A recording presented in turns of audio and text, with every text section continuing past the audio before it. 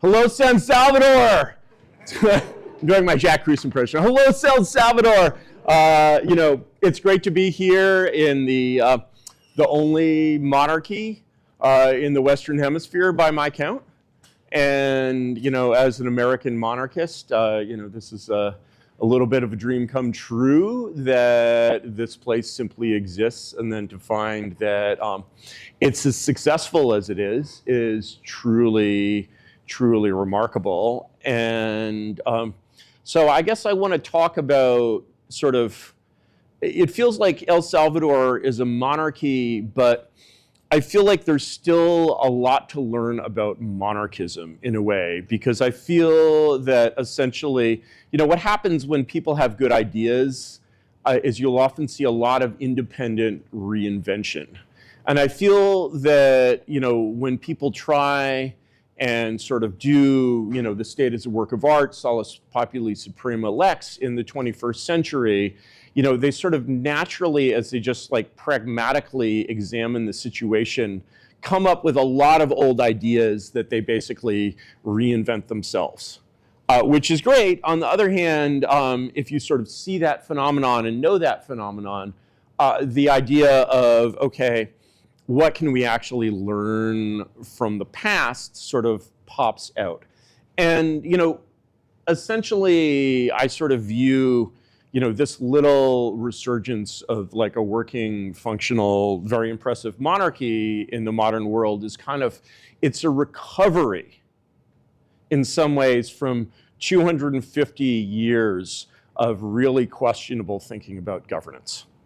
And the thing is, if we go back before that time period and we think about what does it mean to be a country, what does it mean to be a state, we basically encounter this gold mine as we get this Anglo-American, theory out of our systems. And so, one way to ask, the question, of course, we have these modern monarchies that are companies, right? And so, one way to ask the question of what to do with El Salvador is to say, what would happen if we had Steve Jobs or Sam Altman or some other, really effective modern monarch in charge of a country? But another way is another question we can ask is, what would Louis XIV do? Because Louis XIV actually found, inherited a country that was in a lot of turmoil and basically made it, the leading nation in Europe. And so I think that, if I love to recommend books. Obviously, books are long and hard to read, but the book that I always recommend essentially as a starting point for the classical theory of the nation is Vattel's Law of Nations. That's Vattel, which is a wonderful summary of basically classical theory of the nation state before liberalism, before English liberalism really gets its hands on that theory. But it's late enough that Vattel was actually the standard textbook of, the American founders.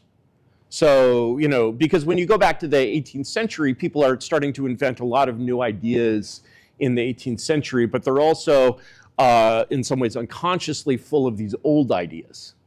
And so it's the old ideas that we need to find and remake.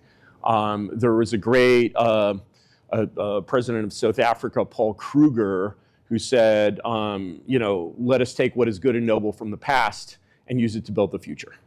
And, and that's essentially, the task here in, here in El Salvador, which is one of the most, one of the smallest, one of the most historically troubled nations in the Americas, with basically,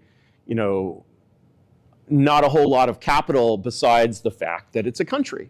And it's used the fact that it's a country to go from a frightening place. I mean, you can still see, you drive around in San Salvador, there's all this barbed wire everywhere, right?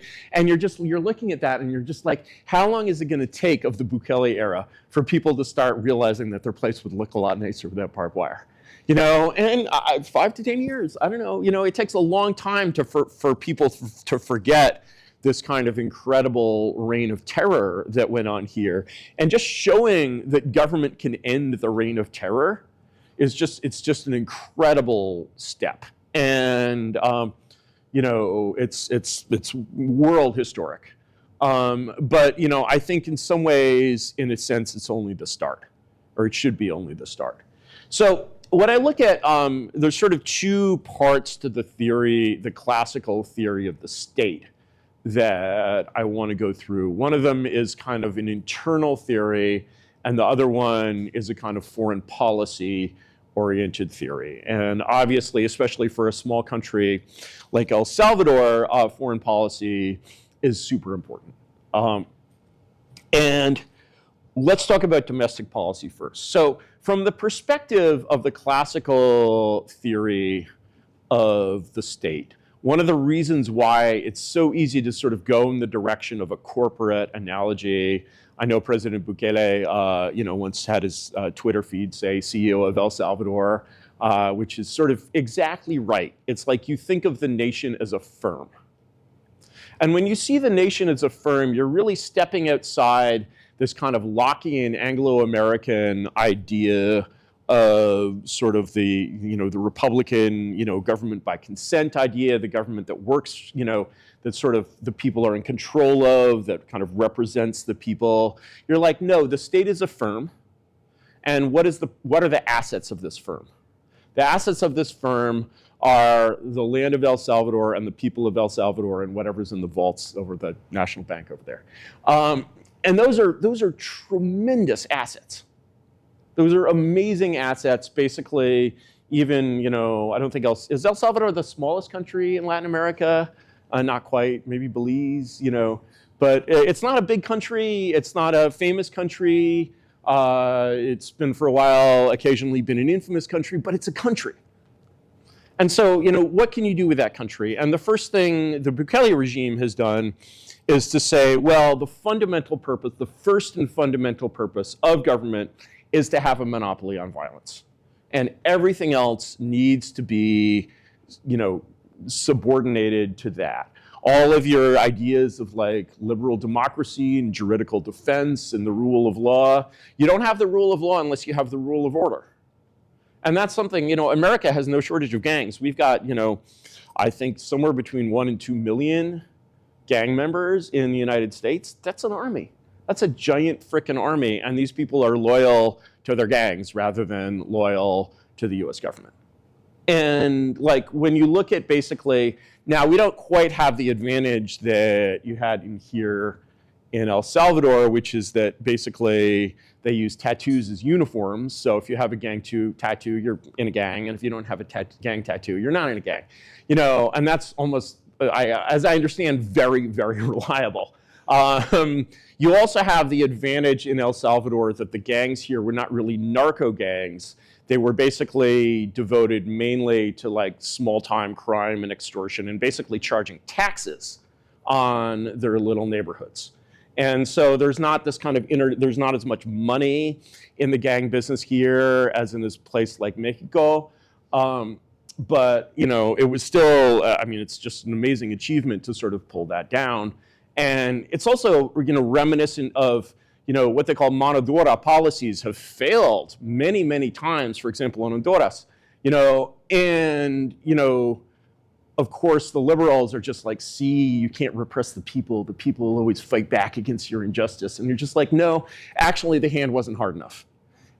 and like when the hand is hard, it's just like, the feeling of you feel safe in this country. It's incredible, right? You can tell like the difference between, being here in the historic center and being in, say, Sao Paulo in the historic center, night and day, right? And that's a huge, huge transition. Okay, but let's go a little further with this in a sense. And we say basically that the nation is the owner of the people in a way that just totally spits in the face of Anglo-American liberal democratic thinking throughout history. And when you say the people, the people of El Salvador are, the land is great, beautiful place, the people are still the primary asset.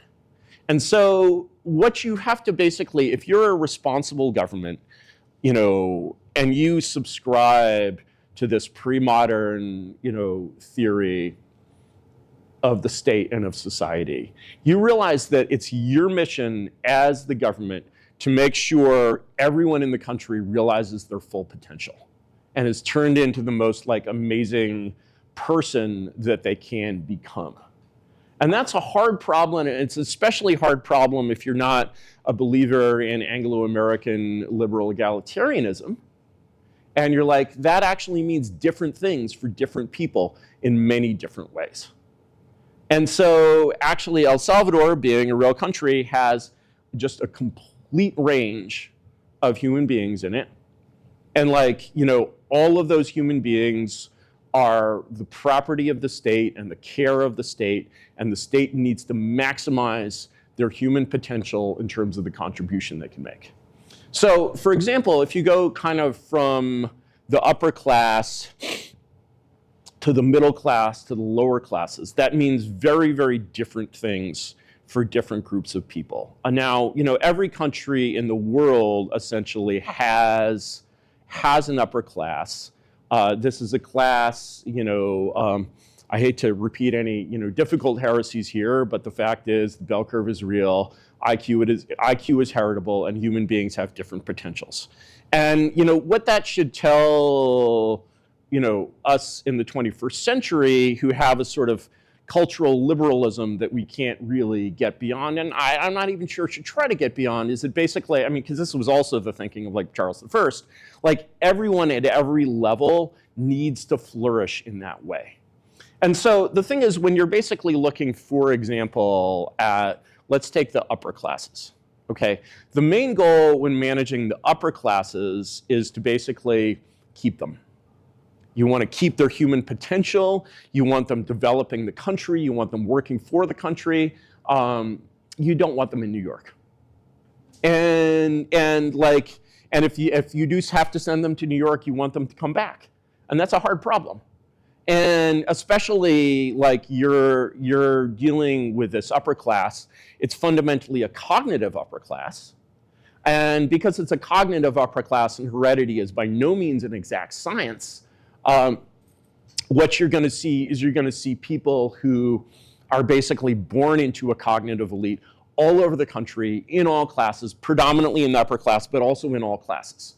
And so, you know, one of the goals in kind of managing this upper caste elite is to basically find them all, find all of these kids, and basically bring them into, because it's a small upper class, you have to create a really powerful hothouse environment, basically, in which like the best of the best, you know, feel if they go, heaven help us, to MIT for college, they should feel like it's a step down.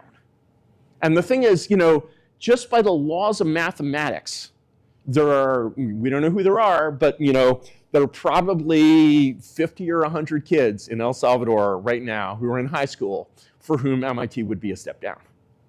You need to find all those kids and you need to own them and you need to bring them into a place that basically maximizes their human potential because they're out there and they're amazing and they're the property of the country. So, you know, it's like when I was a kid, of course, I was a libertarian. I was absolutely horrified by the Iron Curtain. It seemed like the worst thing in the world. And I didn't understand the rationale, you know, for that, which was essentially to prevent brain drain from the Eastern Bloc. Now, I'm not suggesting that El Salvador, you know, install an Iron Curtain, but what I am suggesting is that the value of keeping these people and keeping their assets and keeping their money in the country is absolutely enormous. And so actually, you know, I mean, making the country free of crime is a huge thing for people like this. But let's switch over in a way, you know, middle classes always need the least help from the state. They're sort of almost, if you're middle class, you're kind of flourishing by definition in a way. And it's really the lower classes that in the way need the most help and need the most care from the state. And so when we look at the lowest of the low, you know, we see all these famous pictures and videos of the gangbangers in the giant new prison, and they're all sitting like this, and they're moving in ways that make it clear that they have been trained that unless they do exactly what they are told, they will be hit. Which is really, very essential and the start of sort of order and discipline for these people. But the thing about these people is that, not everybody in the lower class in El Salvador in the gang period joined a gang. Certainly true. Many people tried to live in a reasonable way. Many, of course, fled to the United States. Some people wound up in gangs. And the thing is, when you look at these gangsters, you have to say, to what extent are we looking at normal human beings or who have just been socialized into an insane system, or are you looking at people who are really psychopaths?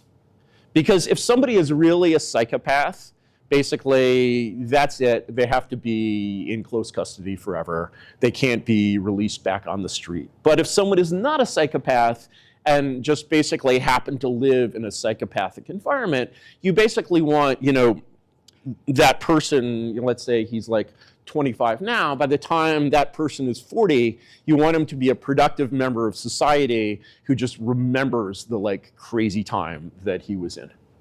And, and how do you do that? You do that by basically adopting a very paternalistic, pre-modern system of governance. And of course, one of the big missing pieces that has basically been sort of destroyed in the modern world is the church. And, or the church is plural because of course, Salvador has many evangelicals as well as Catholics. It's sort of amazing how, like, when you look, for example, at Elizabethan England, you're like, oh yeah, they're English, they're doing English things. And then you realize that this is a monarchical state. And as a monarchical state, it has a state church. And of course, even before there was an Anglican church, the state was aligned with the church. And one of the principles of having a state church is the church is the government of your personal life. The state is for crime, the state is for, whatever, but the institution that manages you as a human being, that makes sure you're on the up and up, is the church. And so, the sort of start of this thing you see, and I think that they're already in the prisons are like religious study groups and people who find, God instead of gangs. That's great. But the thing is, it's expensive to hold people in these warehouses, and frankly, they could be working. They could be, I definitely have seen things in El Salvador that could be cleaned up by chain gangs. And like absolutely. And the thing is, what is a chain gang essentially? Oh my God, a chain gang, right? What is a chain gang essentially? A chain gang is saying, okay, you have committed crimes, you've been a horrible person, like even if you're not a sociopath or a psychopath, basically you've done psychopathic or sociopathic things. And so we are gonna restore you to humanity. We are going to re-socialize you. And the first way that we're gonna do that is you are gonna have a lifestyle where you do basically two things. One of them is work and the other one is pray. And putting basically someone who, and that's gonna be socially enforced. And so when you basically have this kind of enforced social structure around these kinds of people where they get basically used to being peers with people who like exist in, this world, you have to form them into groups. You have to have a lot of group psychology. Your basically path to becoming a human being probably starts with unskilled labor. Maybe you get trained in a trade. A lot of these people can do trades. Of course, El Salvador is well known for having hardworking people. That's one of their regional reputation issues, and most stereotypes are true. And so then you're like, okay, at what point is it possible to release these people onto the street? It would be nice to erase their tattoos. I realize that's kind of expensive, but maybe buy a laser and just run them through a few times. And it would be nice to erase their tattoos, maybe that's not a requirement. But the thing is, if these people are going out on the street, their whole universe needs to be monitored. If this person is going out on a street, they live in a place, People know where they live. They're probably in a barracks of some kind. They're in a situation where this basically system of like personal control that gives them absolutely no choice, but the straight path is retained. You're tracking them. You're air tagging them. You're making them piss in a cup.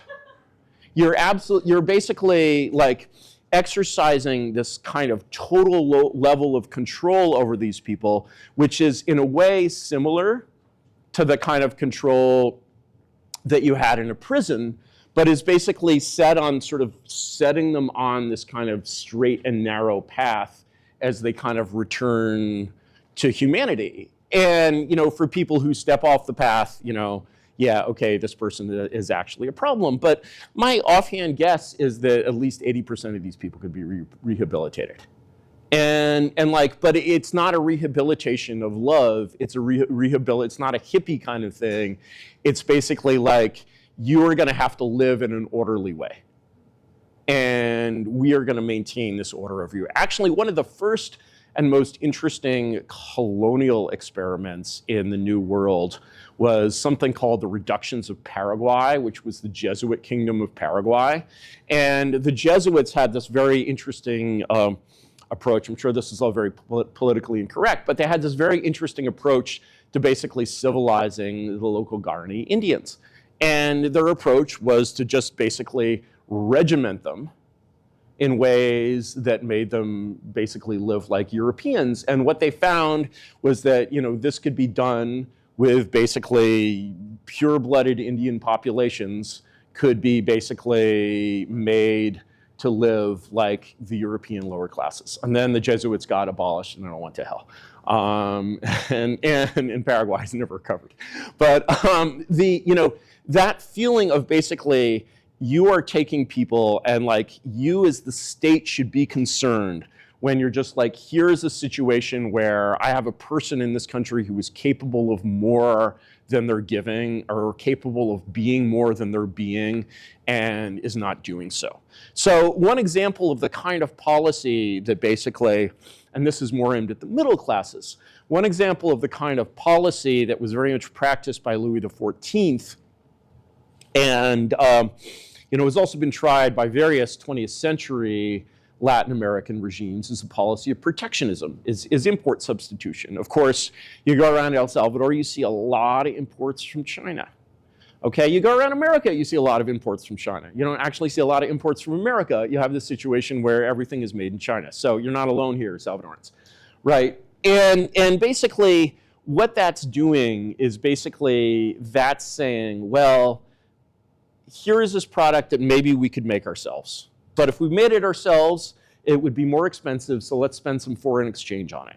That's true, but also if you made it yourself, you know, and the targets of this kind of import substitution have to be chosen very well. I'm not saying that, like, you know, El Salvador should produce its own phones made out of sand and software, right? You're not at that level yet, but there's a lot of things that basically you could essentially sort of progressively tariff into existence in the construction of genuine domestic industries, starting probably with light industries and working your way up. And that basically creates, when you have these industries, you're spending more money, your consumers are spending more money, you have less money leaving the country, and we'll get to kind of the foreign policy aspect in the moment. It's very crucial. Balance of payments is super important, and protectionism, of course, helps with that by definition. But the most important thing is that you're basically giving people productive lives. And we're in a situation in the world now where, you know, it's very strange because the necessity of sort of human beings is in question in ways that it has never been in the past.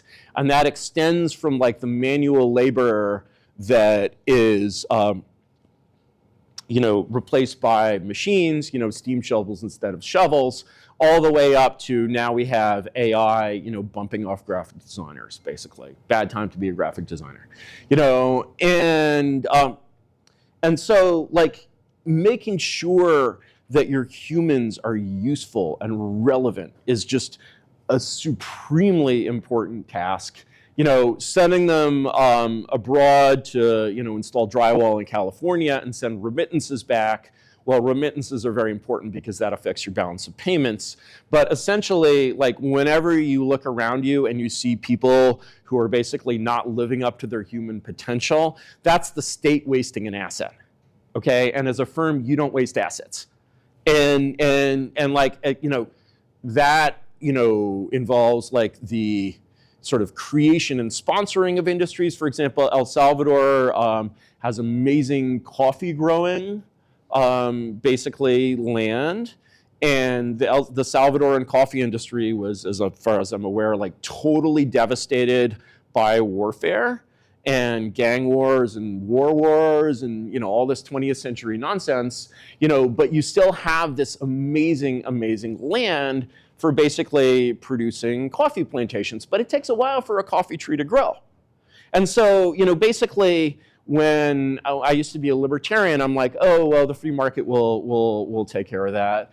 No, actually, I think that basically Louis XIV would very much disagree with that. Louis XIV are like, oh, the French are good at knitting tapestries. Let's establish, this amazing state, tapestry company. Protectionism and especially state industries have earned a bad name in a lot of ways. And the reason that they've earned a bad name is that they're very good for corruption. They very, very easily become corrupt. And because they're basically great ways to steal in all kinds of ways. And this is one of the advantages of a monarchy, which is that basically because the king owns everything, the king owns nothing.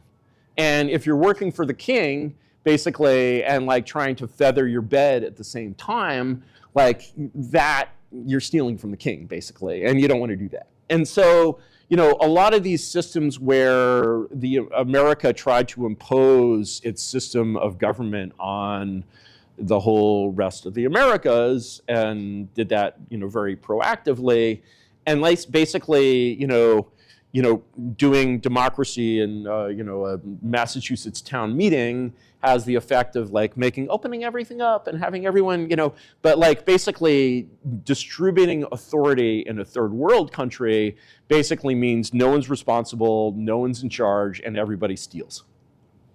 And the effect of like most people do not understand the power of a monarchy to eliminate corruption.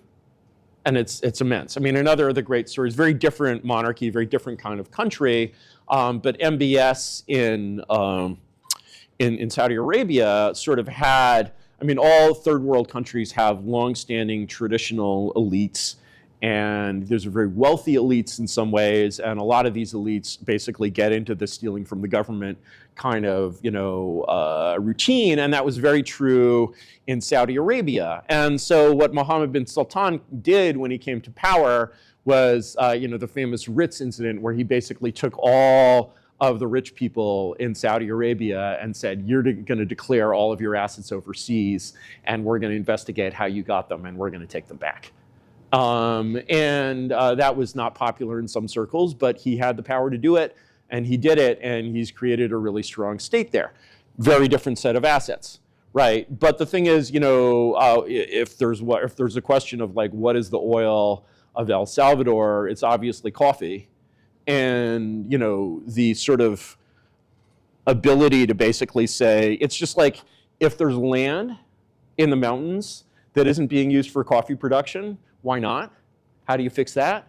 Eminent domain, nationalized, just like basically, sure, private industry can build a coffee plantation.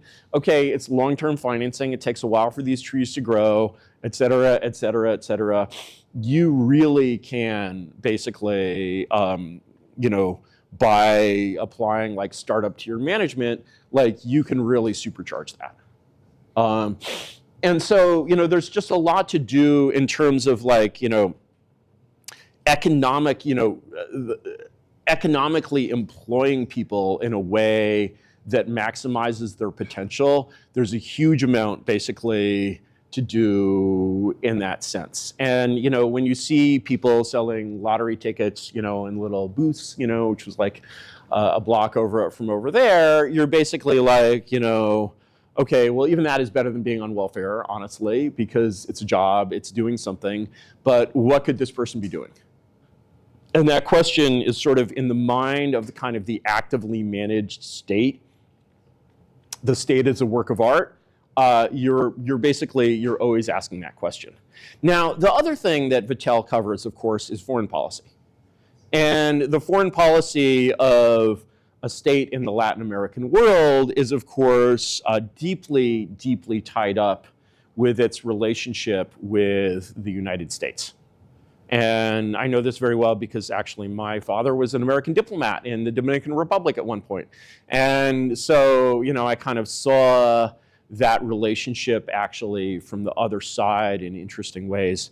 You know, there's a neighboring country, which is Nicaragua, you know, which had, as a kid and growing up in the 80s, I learned all about the evil Somoza regime. Somoza, it's a very strange sounding name to American ears. Anastasio Somoza. And I picture him this like fat Jabba the Hutt like toad creature, like eating babies, you know, and I was somewhat surprised to discover in later life that Anastasio Somoza, or Tony as he was called, spoke perfect English and had gone to West Point. And, you know, he was basically actually an American almost in a way. I mean, anyone who's gone to West Point is kind of an American. And, you know, one of the things, of course, Somoza was overthrown by communists and then shortly after that killed by communists. But he did something interesting in his relationships with the US State Department. After he was dethroned, but before he wrote a book, before he was murdered in Paraguay, you know, probably with some kind of American complicity, he wrote a book. And in this book, there's something wonderful, which is basically when the State Department went to see Tony Somoza and tell him to do stuff, he taped them. He actually taped them. And so, you know, that's basically, I mean, the closest thing that you can see to that is reading the WikiLeaks cables and kind of watching the State Department at work. And, you know, if you're an independent country anywhere in the world, like the State Department is your enemy. Their goal is to basically reduce you to dependence. And what's amazing about basically the Bukele regime is that in some ways it's like the dog that didn't bark because, you know, I can tell you that if you tried to do this stuff in the 1980s, you'd end up the same place as Somoza. You know, but it's not the 1980s anymore. And so what's surprising, you know, I was down in Sao Paulo a little while ago talking to some based Brazilians. And of course, you know, everyone in Latin America is like, how can we do this? How can we get away with this? Because, you know, the whole kind of Monroe Doctrine psychology of being essentially an American protectorate. I mean, if you read, you know, you read Vattel and you basically say, okay, what does the Monroe Doctrine mean in the context of Vattel? What it means is that you are a protectorate. Okay, there was never any real independence in Latin America per se. Latin American independence was established by the Monroe Doctrine, which was actually a British foreign policy. And this British foreign policy was after the Napoleonic Wars.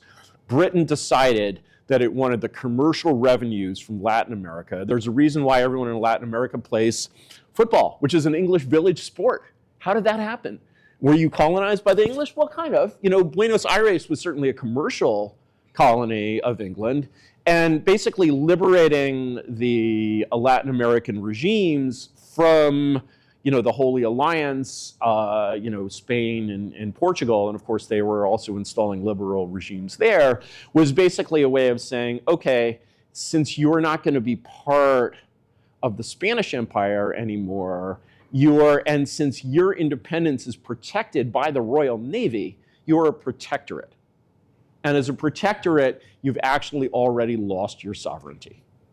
And so, you know, when I say basically El Salvador has this amazing piece of capital, which is its sovereignty, it has sort of nominal United Nations style sovereignty. But actually what it's trying to do is something quite different and quite amazing, which is to restore actual sovereignty, which is a thing that basically has not been seen for quite some time in these parts.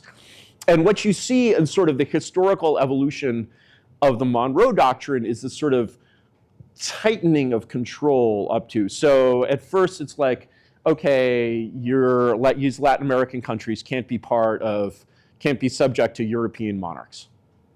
Okay, then, you know, at a certain point they're like, well, we could have our own monarchs. We could have an empire of Brazil. Nope, not allowed, right? You know, and then you're like, okay, we're not going to have emperors and kings, but we'll just have gaudios, you know, and they'll basically be kings in all but name, but we'll call them presidents, and we'll have a constitution that looks like the American Constitution. For a while, that was fine. Not allowed. No more military coups. You know, the idea of like, you know, think about what, you know, the situation must be. Let's say you're you know, a colonel, a general, something in the Brazilian army. And you're basically looking at this country where, you know, the favelas in Rio are actually, the government is the gang. Like, you know, the government is literally the gang. And you're just like, and they have very close relationships with the PT, the elected government of Brazil. And so you're basically like, this is a country that does not control its own territory. This is a country where, you know, if you're, you know, part of the upper class in Sao Paulo, you sort of go from like security bubble to security bubble. It's crazy. And so they're basically like, how could we do what the Salvadorans have done? And it's actually terrifying to contemplate in some ways, because the instinctive reaction among anyone, I mean, these countries, Latin American countries, have very old military traditions. They have very old traditions of like military governance that have vanished, you know, in many ways from the rest of the world. And of course, the instant kind of impulse of anyone who sees the world in military terms is like, oh my God, we could just restore order. And then you're like, oh my God, we could just restore order. And if we restore order, what's going to happen? Well, the Fed is going to cut off our banking access, and there's going to be sanctions, and there's going to be like, you know, the State Department and the CIA are going to start supporting urban guerrillas. And, you know, the country, all of our intellectuals will desert us. They'll all hate the government. And you're basically descending into like, you know, dirty war, Brazil in the 60s, Argentina in the 60s and 70s kind of territory. And they're just like, yeah, okay, no, we can't do that, you know. And so it's like Bolsonaro, you know, he sort of talked about crossing the Rubicon, and I'm sure he had he'd been in the army himself. I'm sure he had conversations with, you know, many military leaders about what he could do there, and eventually he decided that what he could do was nothing. And I'm not entirely sure he was wrong, but I'm not entirely sure he was right either, because I think there's a lot of ways, and I think one of the things sort of internationally that the Bukele experience demonstrates the most is that basically when sort of potential indigenous leaders kind of look at this relationship with the State Department, none of them want to get samosa'd. You know, they sort of all have this kind of rising tide of like increasing control, de facto control from Washington. I mean, the purpose of the American embassy in every country is to supervise the government of that country. And to tell it, it's soft power, it's not hard power, it's not the Warsaw Pact. They don't give orders, they're just like, wow, you know, this is really disappointing to us. Or like, you know, and then you sort of see the consequences, right? And that system of control, you know, which has worked so well for so long, is kind of breaking down a little bit. It's actually gotten a lot weaker. It's like an old lion. He still kind of roars, you know, oh my God, you're locking up people without a trial.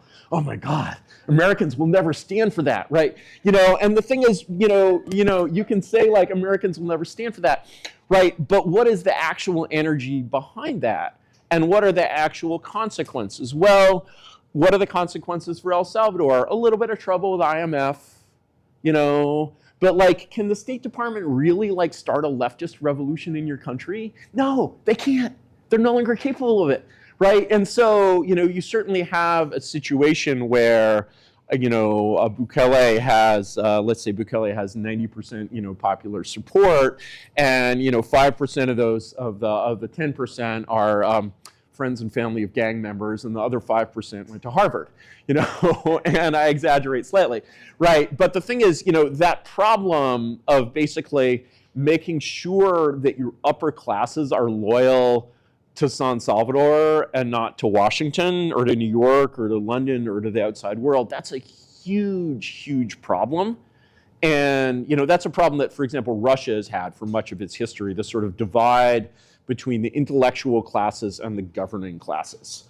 And so, basically, like, recapturing these governing classes is a very important aspect of recapturing sovereignty. But you also, like, it's worth remembering that, like, the years of lead are just over. Like, what made these, like, urban guerrilla movements, or rural guerrilla movements possible in the 60s and 70s were a whole lot of factors, including, like, the existence of the Soviet Union and all of these things that just don't exist anymore. And so when I look at sort of what El Salvador has done kind of on the international scale, I'm basically, it's like, you had this, like, deadly lion that everyone was afraid of for 200 years. And, like, El Salvador is just like, I have no alternative but to walk into the lion's cage and see if he's going to eat me. And actually, he didn't eat. His teeth are all gone. They're not all gone. You still don't want to mess with him. You still want to treat the United States with a lot of care and a lot of respect. It is a very dangerous enemy. And you need to stay, as much on its good side as it can, because it's very big and strong. But the thing is, you can defy it in this really fundamental way by establishing what is a de facto monarchy. And it's clearly like a monarchy that works. And so everyone has sort of been taught to expect, like, from, like, a totalitarian dictatorship. There's an equivalent in Africa, which is Paul Kagame's regime in Rwanda. Also a very troubled country, like, full of war, genocide, whatever. And Kagame got a pass from the international community because of that. Like, the rule for Africa is, like, no strong men. You have to have weak men, only weak men. Only weak men, no strong men. Definitely don't have a strong government, have a weak government. We love that. And the result is just barbarism, chaos, and terror, and trash, and lots of trash, right? And if you go to Rwanda, basically, Kigali is, like, probably the safest city in Africa, probably including North Africa. And, like, the streets are spotless. Everybody in the country has, like, there's, like, one day of, like, pick up the streets, basically. And the whole ethnic conflict is gone. Like, talking about what tribe you're in Rwanda is like talking about gangs in El Salvador. You just don't do it, And so everything is kind of healing in this way. And when, Westerners look at this and they see this, strong man. Oh my God, he's strong. He's strong. They see this strong man and they expect this, like, world, like, where, like, somewhere there's a gulag full of dissidents, right? Where do you keep the dissidents? Like, the dissidents have to be imprisoned. No, they don't. They actually don't. They can just complain a little. They don't have to be imprisoned. They'll be like, oh my God, this is totally wrong according to the Harvard School of Latin American Studies. But they're not planting bombs. They're not starting armed guerrilla movements. Like, those days are over. And so, it actually is possible to, in this age, to basically have a strong government that just doesn't match any of these kind of dark, kind of convictions about, like, the totalitarian, dictatorship, fascism state, and it, like, this is a long sort of trend where you basically look at these, really bad mid-20th century dictatorships, and you're just like, wow, that's really bad. And then you're like, no, actually, they're fighting this incredible, like, civil war, like, just by existing. And so, for example, the Kingdom of the Two Sicilies, the last Bourbon monarchy in Naples, I think they made a mistake of imprisoning a few dissidents, and they had William Gladstone, the UK Prime Minister, come out and he called the Bourbon regime, quote, the negation of God, unquote. And obviously, if you're the Royal Navy, doing something about the negation of God is like a thing.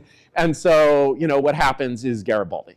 And Garibaldi conquers the kingdom of the Two Sicilies with only 300 men in red shirts and the Royal Navy, but also the Royal Navy. And so, that feeling of basically when you see, like, the dying monarchies of the past sort of struggling to exist in this Anglo-American world that's growing stronger and stronger and stronger every day, you're kind of like sympathetic to them in a way, because what happens if you don't lock up those dissidents? Oh, you get the revolution, even sooner, right? And the thing is, realizing that in the 21st century, that whole, like, the time has changed, and that whole sort of revolutionary fire, now that it's conquered the world, is dying. And so it is possible to have a regime like Bukele's. It is possible to have a regime like Kagame's. And people look at this from the outside and they're like, how can this be allowed? And I'm like, they're just countries. Because basically, again, going back to where I started, with Vattel, like, one of the basic principles of the law of nations is that nations deal with each other as peers and as equals, and they basically don't, your relationship with your people as a country is not the business of this other country. If this other country makes it its business, then what you're going to see is that basically that's a hostile act. That's an act of, like, imagine you have, like, friends who are a couple, right, but you have the hots for the wife or the husband, and so they get into an argument, and you're just, like, trying to mediate the argument, but actually your goal is, like, something else, right? And that's sort of the relationship that the US has to all these, like, dictators and their human rights abuses, is basically, it sort of purports to be a purely charitable interest. But there's another famous conversation involving the South African Prime Minister Paul Kruger, who I mentioned earlier, where this is sort of before the outbreak of the Boer War. The great English diplomat Lord Milner comes to talk to Kruger, and he's basically like, who has his own independent Boer state way out in the backwoods, and Milner's like, oh, we just need this, we just need that, we need the other thing. And Kruger looks at him and says in his hard South African accent, he's like, what you want, Mr. Milner, is my country. And like, whenever state is basically pulling these things, like, they don't even think this way to themselves, it's just their way of thinking, but what they want is your country. And they don't want to, like, they want to make your country a better place. That's the theory of it. But in practice, they don't actually care. They don't suffer any consequences if they make the world a worse place. So, one good example of this, which is sort of worth remembering, this is kind of the last time the tiger showed its teeth, is the Arab Spring. And, in the Arab Spring, one of the things you notice is very interesting. The dictatorships are basically mostly destroyed by Washington. The old traditional monarchies survive. And that's sort of one illustration of kind of, when you are not able to say we're a monarchy because you're afraid to say that because Washington is going to step on your head, like, that creates a kind of weakness. And that weakness basically is just an incitement to all kinds of rebellion and, and it's an incitement to, honestly, the State Department that loves to support these things.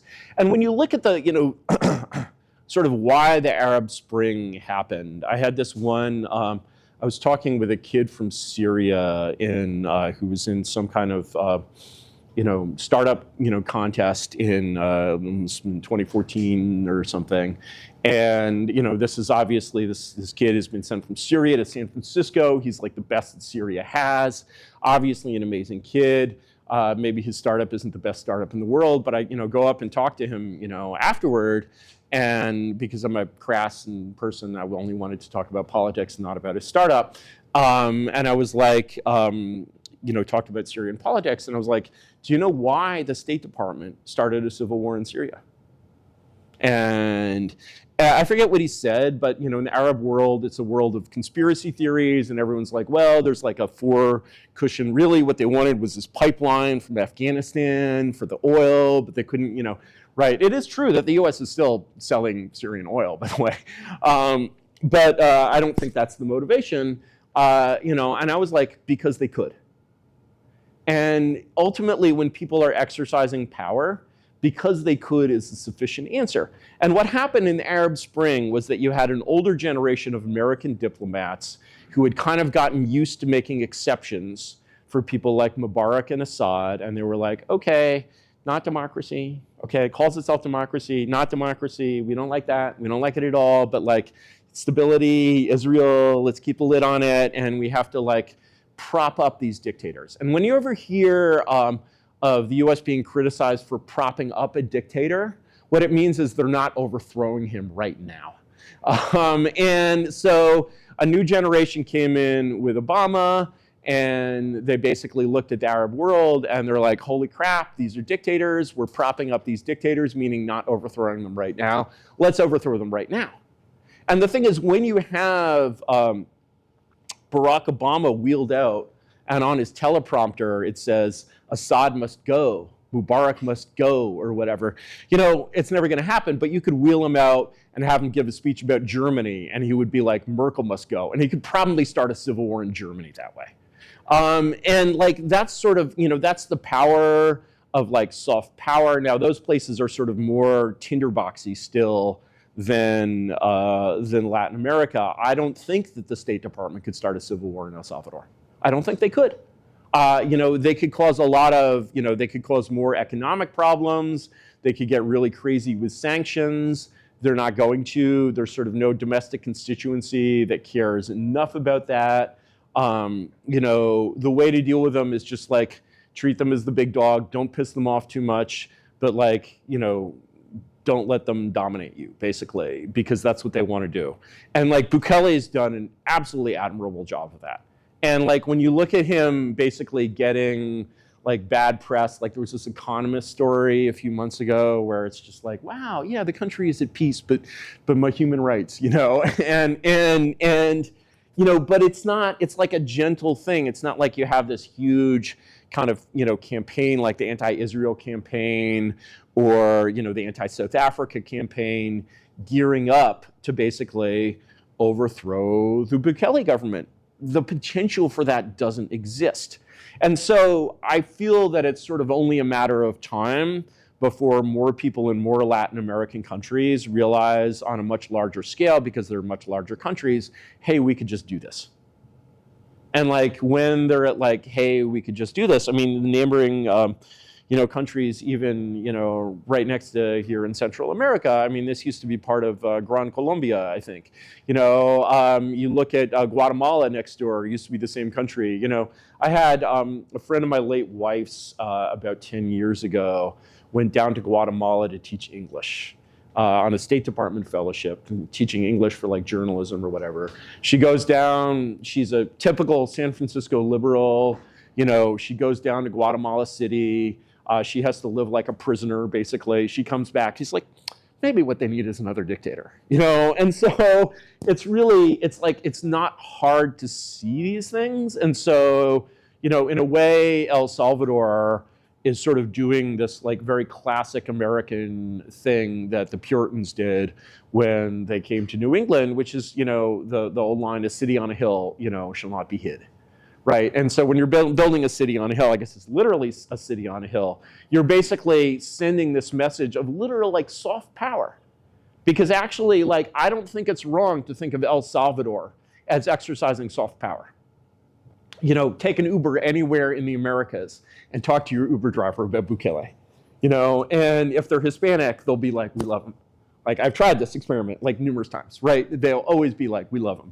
And so the potential for basically that revolution to spread, and also for it to basically restore a lot of the ancient wisdom of just how to do monarchism right and how to create a state that's a work of art.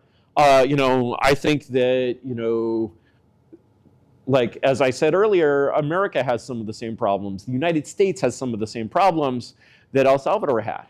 And like, we can look at El Salvador, and American people and American politics look at El Salvador and they're like, hey, wait, they solved that. It's gone. It's over. It's done.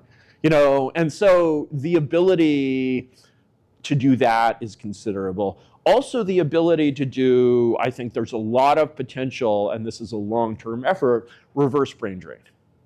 So what does reverse brain drain mean? Reverse brain drain means, and this is sort of something that you see in, Bukele policies, and you see in this room, right? Here are American brains or brains from the rest of the world coming to El Salvador. Why is it? Because like they have something here that we don't. And so your ability to, it's like you look at, for example, charter city projects like Prospera in Honduras, right? And, like I said this to the Prospera guys at the time. I'm like, basically, your problem is your relationship with the government. And they're like, we have a good government. It'll be fine. It'll be cool. The good conservative government was overthrown by a leftist government. And the primary goal of this leftist government, which is like supposedly there to like help the people and, all of these things, even, sort of the same kinds of things that I talked about. The primary goal of this leftist government is getting rid of Prospera. And this like tiny thing that's harming no one. But the thing is, what it's actually harming is it's sort of standing as this kind of counterexample to the way that the Harvard School of Latin American Studies thinks that Latin America should be governed. And because of that, it's this tremendous irritant, and it produces like great energy for the leftist government to try to destroy it. And I'm like, okay, yeah, you started that before Bukele, but like, look at all of El Salvador. This is a charter country. And the ability for basically a charter country to pull in people from the world and have that be a place to be based. I'm like, here I'm in El Salvador, the weather's great. An Uber ride costs $5 where it would cost $30 in America. Why don't I live here?